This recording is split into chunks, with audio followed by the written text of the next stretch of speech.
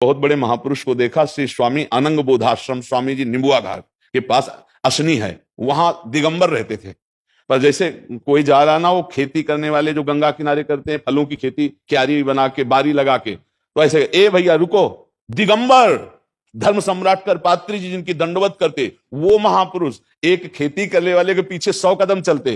वो कहता बाबा तुम तो रोज मांगते, अरे दे दे यार, इतनी खैनी वो ऐसे बनाता हो ऐसे। अब बताओ क्या आप देखोगे। और ब्रह्मबोध संपन्न महापुरुष करपात्री जी एक बार यज्ञ किए असनी में, तो सब महात्माएं बड़े बड़े, वो जब नहीं गए तो किसी ने कहा कि स्वामी अनंग बोधाश्रम स्वामी नहीं आए, तो बोले उनके पास जाओ, स्वयं ब्रह्म विराजमान है गंगा किनारे, उनको किसी की जरूरत नहीं है। और जाके साष्टांग दंडवत करपात्री जी, ऐसे महापुरुष तमाकू मांग रहे थे। अब क्या, तो महापुरुषों की बाहरी चेष्टाओं में, व्यवहार में हमें दोष नहीं देखना। फिर साधक तो बेचारा दोष से युक्त होकर ही आया है निर्दोष बनने के लिए। अब भगवत कृपा से धीरे धीरे धीरे निर्दोष, वैष्णव वेश तो तुरंत साधु बना देता है, नहीं बना देता, लेकिन अब देखो कितने वर्ष लगते हैं उसको साधु बनने में। तो देखो हम लड़ रहे हैं, इसमें निंदनीय बात नहीं, हम लड़ रहे हैं, पूरे जीवन लड़ेंगे और इनसे हमें जीतना है गुरु कृपा से, हरि कृपा। पर हम तभी जीत सकते हैं जब हम ये अपने अंदर देखें कि आज तक हम ये सुधार नहीं कर पाए कि दूसरे में दोष देख रहे, तो दूसरा क्या कैसा, हमें अपना देखना है।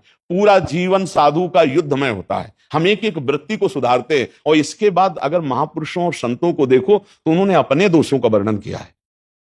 आप जिन महापुरुष को भी देखो अपने दोषों का वर्णन किया। हमारे हरिवंश महाप्रभु कहते क्वा हम तुच्छा परम अधमा प्राण हो गर्भ कर्मा यत्तन नाम स्मृति महिमा हरेश वृंदावन से। ए भाई मैं कहां तुच्छ अधम अपराध करने वाला और कहां वृंदावन की महिमा से प्रकाशित राधा नाम। बोले ये तो सिर्फ कृपा से है।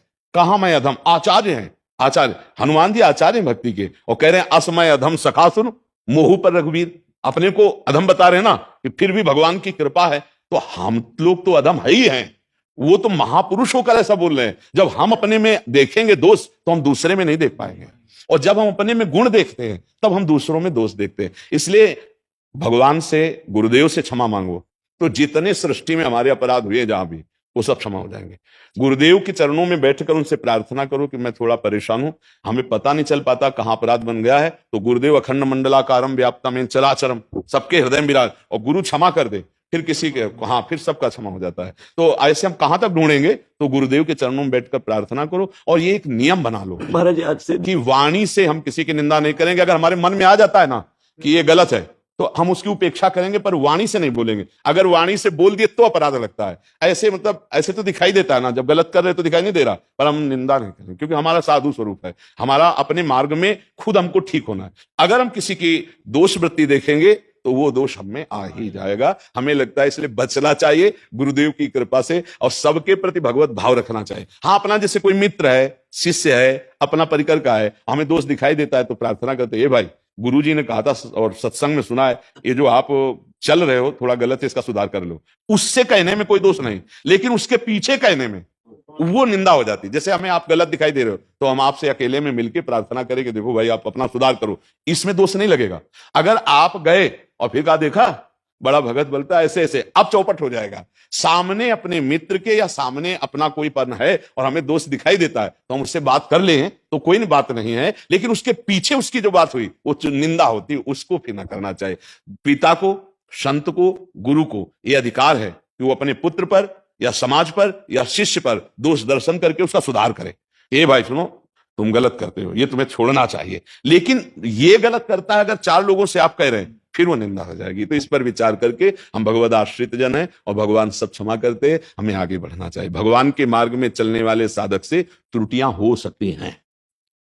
क्यों हो सकती है? क्योंकि वो तुरंत सिद्ध संत थोड़ी हो जाता है, समय लगता है, फिसलता है, फिर संभलता है, दौड़ता है, फिर घुटने टेकता है, फिर आगे। अपने लोग पूरे जीवन को देखो ना, ईमानदारी से देखो, क्या जिस दिन से भगवान में हम आ गए तो हमसे कोई गलती नहीं हुई? गलतियों का भंडार भगवान ने बचाया, भगवान ने उसको नष्ट किया। तो हम जब अपनी गलतियों को क्षमा कर सकते हैं तो दूसरों की है अपनी 1000 क्षमा कर सकते हैं, दूसरे की 1 नहीं क्षमा कर सकते। हम सबका यही स्वभाव है। देख लो, अपनी गलतियां 1000 हैं जिनको छुपा लिया और क्षमा कर दिया, तो ये गलत है। जैसे हमको भगवान ने, ऐसे उसको भी क्षमा मिले और उसकी बुद्धि शुद्ध हो, ये हमारी प्रार्थना होनी चाहिए कि भगवान आप उसको भी क्षमा कर दो, और हे भगवान इसकी बुद्धि शुद्ध कर दो, हे नाथ इसका मंगल कर दो, ये जीव आपका है। और प्रभु आज हमारी दृष्टि पड़ गई है, अब आपके दास की दृष्टि पड़ी है तो अब इसका मंगल होना चाहिए। संतों का ऐसा स्वभाव होता है। तो आप तो संत हैं, आप गुरुदेव की चरण रज में बैठकर उनसे क्षमा मांग लीजिए, किसी के दोष मत देखिए। अगर दिखाई दे तो वर्णन मत करना, वर्णन करने में बड़ी हानि हो जाएगी।